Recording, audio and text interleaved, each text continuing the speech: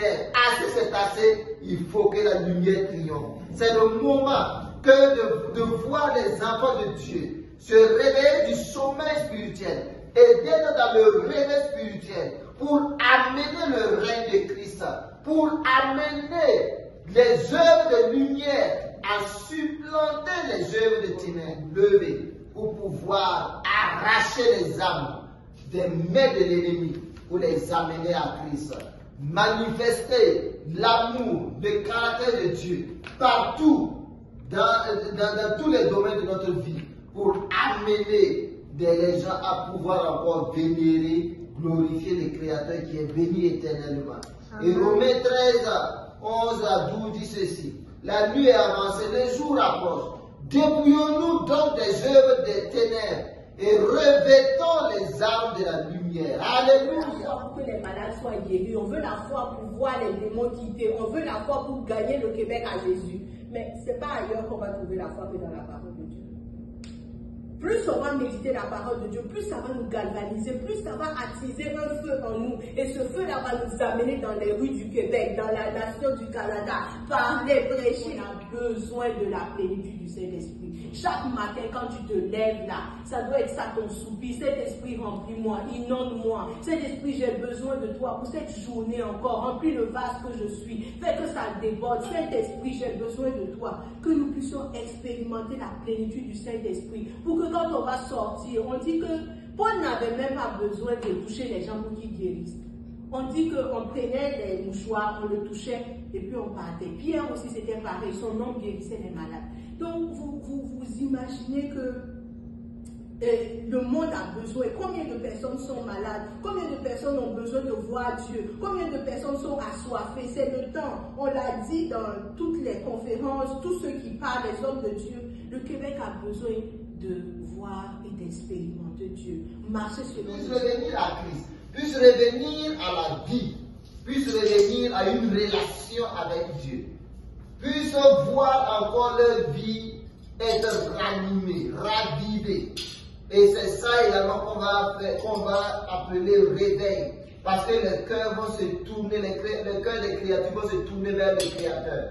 Et les vies vont être des vies qui vont honorer le Créateur. Et Jésus sera glorifié. Et la vie de Christ sera manifestée partout. Ce n'est pas la vie de Satan qui va être manifestée. Ce n'est pas la vie de l'amour qui va être manifestée. Ce n'est pas la vie des systèmes ténébreux qui vont être manifestés, mais c'est la vie de Christ. Et la vie de Christ, c'est une vie de lumière, une vie de grâce, une vie de faveur, une vie de domination. Une vie où on voit le règne de Dieu. Comme on a dit, les yeux de ténèbres, ce n'est pas l'obscurité. C'est tout le système que Satan met en place pour nous. Nous allons pouvoir arriver à démontrer notre foi et apporter le réveil et ainsi utiliser notre lumière. Nous voulons être acteurs du réveil. Si nous voulons participer à ce réveil qui s'en vient, et nous croyons, parce que même dans l'Apocalypse, c'est écrit, il y a des prophéties dans la parole. Il y a plusieurs des anciens, des grands hommes de Dieu qui ont dit que juste avant que Jésus ne vienne, il y aura un grand réveil qui va se faire. Si nous voulons être des acteurs de ce réveil-là qui s'en vient, nous devons d'abord avoir la soif dans notre cœur de voir les autres être libérés. Nous devons avoir la soif dans notre cœur de voir nos frères sortir de la condition. Nous devons être peinés de voir toutes ces personnes-là qui ne connaissent pas Jésus, qui meurent tous les jours, aller en enfer. Cela doit apporter, ça doit faire un pincement dans notre cœur. Nous, on est sauvés, comme Moïse, comme Néhémie. On est bien dans notre coin.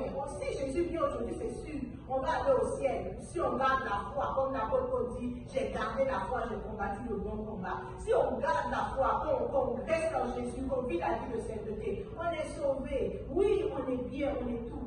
Mais et tes frères et sœurs qui sont là, dans cette nation, dans cette province, dans ce pays-là, dans cette ville, et qui n'ont pas encore reçu Jésus, et qui jour après jour sont en train de mourir, et qui n'ont pas entendu la bonne nouvelle de Jésus. Ça pénètre dans le cœur. Il faut que Dieu voie une soif. Il faut que dans notre cœur, il y ait déjà qu'est-ce qu'il connaissait la parole. Il savait quelles étaient les promesses. Il s'est appuyé sur ce que Dieu même a dit. Parce que Dieu, là, il réagit à sa parole. C'est sa parole là qu'il fait. Donc, Dieu lui-même, il a dit, si peuple me cherche, si mon peuple revient à moi, même si c'est égaré, s'il recommence à me chercher, moi Dieu, je vais les ramener. Et Néhémie était au courant de ça.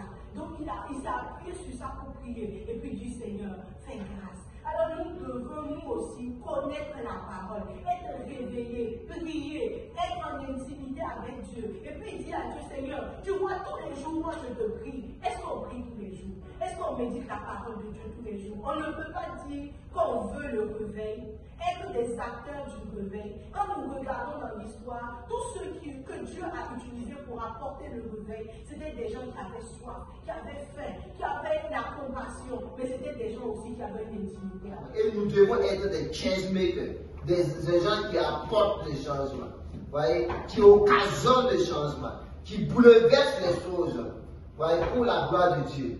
Et c'est vraiment extraordinaire de voir que, et je suis excité, je suis enthousiasmé de voir que nous pouvons être des partisans avec Dieu, nous pouvons être des collaborateurs avec Christ pour apporter le réveil, et nous pouvons être des instruments entre les mains de l'Esprit de Dieu pour apporter le réveil au Canada. Si nous mettons à ce que cette prophétie puisse vraiment avoir lieu.